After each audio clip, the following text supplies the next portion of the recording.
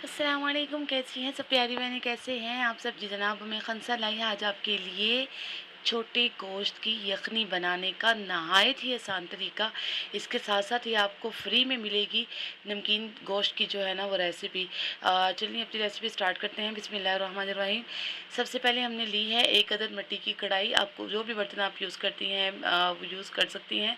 और इसमें मैं डालूँगी सरसों का ऑयल। कलर या मुझसे अक्सर लोग क्वेश्चन करते हैं आपके ऑयल का कलर इतना डार्क क्यों है, क्योंकि मैं सरसों का ऑयल यूज़ करती हूँ।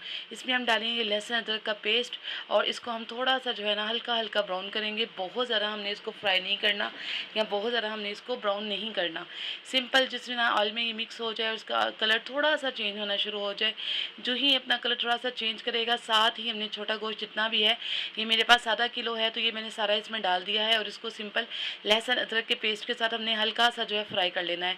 सिंपली इसमें हमने डालना है थोड़ा सा 1 चम्मच नमक और साथ ही 1 चम्मच काली मिर्च। काली मिर्च डालने के बाद इसको हमने अच्छी तरह जो है ना वो फ्राई करना है, भूनना है। इतना भूनना है कि इसका कलर जो है बिल्कुल वाइट वाइट हो जाए। सिंपल बस यही, उसके अलावा हमने और कुछ भी इसमें ऐड नहीं करना। अगर आप चाहें तो अपने कुछ एक्स्ट्रा मसाले जो है वो ऐड कर सकती हैं, जैसा कि साबुत गरम मसाला। तो थोड़े से मैं भी ऐड करती हूँ। कलवंजी हो गई, इसमें छोटी इलायची होगी, मधुमक्खी का फूल हो गया और दालचीनी हो गई। बस ये सारे मसाले, कड़ी लीव्स डालकर, ये सारे डाल के इसको मैंने मज़ीद अच्छी तरह भूनना है। ये आपकी चॉइस पे है, अगर आप ना भी डालें तो तब भी कोई इशू नहीं। अगर डाल देते हैं तो एक बड़ा ज़बरदस्त किस्म का टेस्ट आ जाता है। इसको 5 से 10 मिनट के लिए हमने जो है वो पकने के लिए छोड़ देना है कि वो अपना पानी छोड़ दे। जो ही अपना पानी छोड़ देगा, अपने ही पानी में इसको हल्की आंच पर हमने पकाना है और साथ ही हमने इसमें दही डाल देना है। दही डालने से एक तो इसमें हल्की सी जो गोश्त की जो स्मेल होती है वो भी ख़त्म हो जाएगी। चूँकि ये कुर्बानी का गोश्त है और बिल्कुल ताज़ा है, इसलिए जल्दी कुक हो जाता है। इसमें बहुत ज़्यादा आपको इसको नरम करने के लिए पानी डालने की ज़रूरत नहीं। दही में ही ये जो है ना, दही के पानी में ही बहुत अच्छे से नरम हो जाता है। लेकिन ये एक तरह से हमारा जो है ना नमकीन गोश्त रेडी हो चुका हुआ है। इसको आप बिल्कुल लेमन के साथ एज अ नमकीन गोश्त भी सर्व कर सकते हैं। लेकिन हमने बनानी है यखनी, तो उसी में जब इसका दही जो है अच्छी तरह खुश्क हो जाए, उसके बाद हमने इसमें जो है ना अपनी चॉइस के मुताबिक पानी डाल देना है। इसको 20 से 25 मिनट हल्की आंच पर पकने देना है।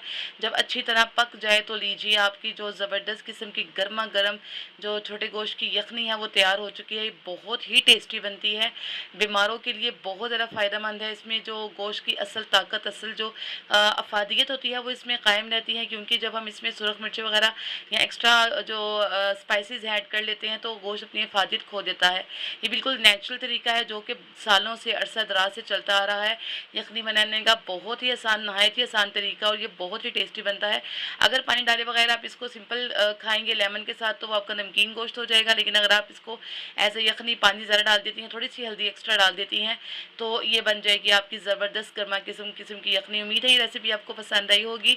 उम्मे खनसा का चैनल अगर आपने अभी तक सब्सक्राइब नहीं किया तो गर्ल सब्सक्राइब माई चैनल। इसी तरह की घर की आसान और सादा और ईजी, जल्दी चटपट तैयार होने वाली जो रेसिपीज़ जानने के लिए बेल आइकन का बटन लाजमी प्रेस कर दीजिएगा और अपनी कीमती राय के बारे में मुझे ज़रूर आगाह कर दीजिएगा। कमेंट बॉक्स में बताया कीजिए। उम्मे खनसा को दीजिए इजाज़त। फ़ी अमानिल्लाह। अल्लाह हाफ़िज़।